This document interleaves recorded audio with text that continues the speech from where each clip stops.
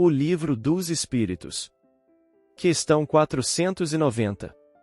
490. Que se deve entender por anjo de guarda ou anjo guardião?